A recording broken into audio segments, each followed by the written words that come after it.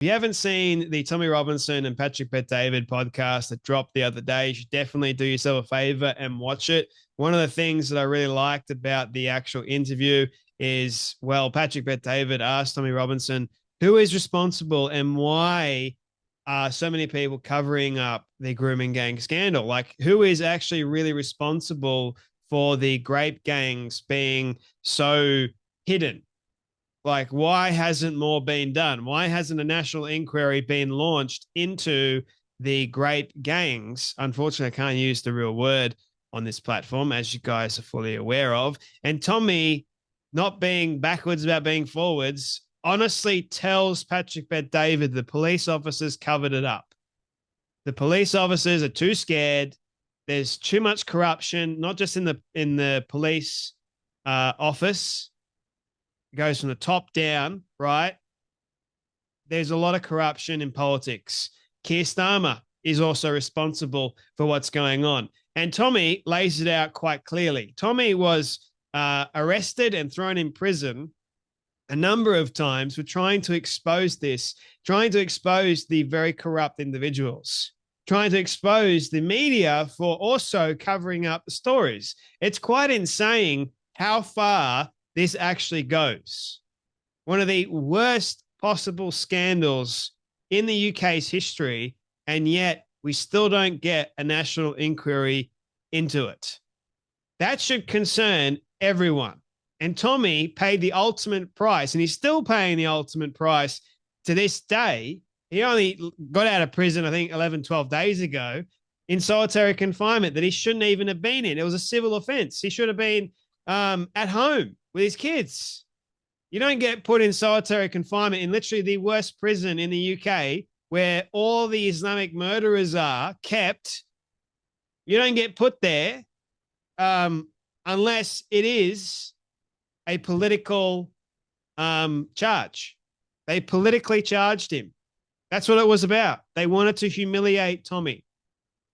Now, he wasn't going to allow them to do that, and he's wasted absolutely no time since coming out of prison and ripping into pretty much anyone that has been covering up the grape gang scandals, you name it.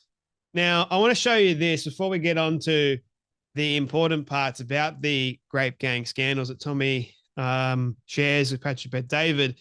Now, there's a moment, a very clear moment that I want to share with you that is highly, highly important. Why does Tommy Robinson do this? What is it that motivates him or drives him to uncover and expose this evil? It's because Tommy Robinson claims to be a Christian. I think Catholic, but he claims to be a Christian. He's got more moral standing than loads of people have. And he's not afraid to actually say that he's a Christian. Reverend Calvin Robinson goes, nature abhors a vacuum. Remove Christianity from Christendom and it'll be filled with something else. A house without foundations will fall. Christ is the cornerstone and the foundation. There's I think it's an old song, but it's also very biblical that if you build your house upon the sand, it's going to sink. If you build a house upon a rock, it's going to stand firm. One needs a solid foundation to build upon in a society. And that solid foundation, first and foremost, comes from God. It comes from standing on his word because we know his word is true, it's sound, and it can move us forward without a shadow of a doubt. The Quran is sand. It's sinking sand. If you try and build a foundation on the Quran, what do you think happens to society? There's plenty of evidence around to see the mass evils that are taking place because people have built their foundation off of sinking sand found in the Quran. Tommy, he's bold, he's brave, he's courageous because he knows his foundation is found on Christ. On Christ, the solid rock, I stand. No other ground, all other ground is sinking sand, as the song goes. Here is Tommy Robinson talking about his faith. What do you believe in? Are you a Christian? Are you a Jew? What would you say? Do you believe in God? Yeah, I'm a Christian. You're a Christian. I'm a Christian, yeah. I've been pushed more. So I used to say that I didn't believe. My mum was a Catholic, brought up.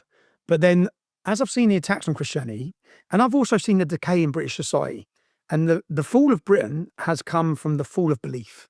We have since we've stopped believing, and what built Great Britain? Christianity. What built everything about us, everything about our nation that everyone wants to come to it and make it a success was built on Christianity. Since that's descended, since it's been coming under attack, since people have left it, it's left a void. And that void's being filled. And if we want to understand and remember who we are, as part of our identity, I say to some people, even if you don't believe in Christianity, you don't have to believe in Jesus. That's what built us as a nation. That must be protected. That's part of our identity. But when it comes to the Israel and Jew things, I think Qatar, if you look at Qatar spent nearly £750 million in funding Islamic organizations across Europe.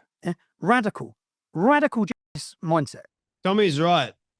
The moment you remove Christ out of society, society will fall. There is a void. People will try and replace it with things that have no substantial meaning whatsoever.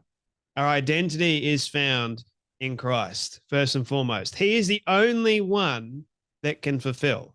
There are countless people in society that get angry at God. They try and make up all these excuses about why God doesn't exist. And really, they're just running away. They're running away from what they already know to be true, but they're just afraid. That's what it is. They're afraid to face the truth because the truth reveals all, doesn't it? And this void that has been removed out of society has made not only the UK fall, but also Australia, because we replaced it with evil. And it's how we get the grooming grape gang scandals. That's how it happens. You remove Christianity out of the mix, and the horrible things start creeping in the forefront that men like him are around to stand up and say, no, enough is enough. We need to expose this because, as he said, you don't know anyone that has been raped by these Pakistani gang members. No, you don't know any of them, but we do. They're our girls. We saw this happen in Luton, being one of the towns, Luton, Rotherham, countless others. And yet the government doesn't want to do anything about it. Makes you think, makes you wonder. Top down, remove Christianity out of the mix, and you have a world of hurt that comes as a result. Anyway, that's enough from me, but you guys take care, be blessed, and I'll see you all in the next video.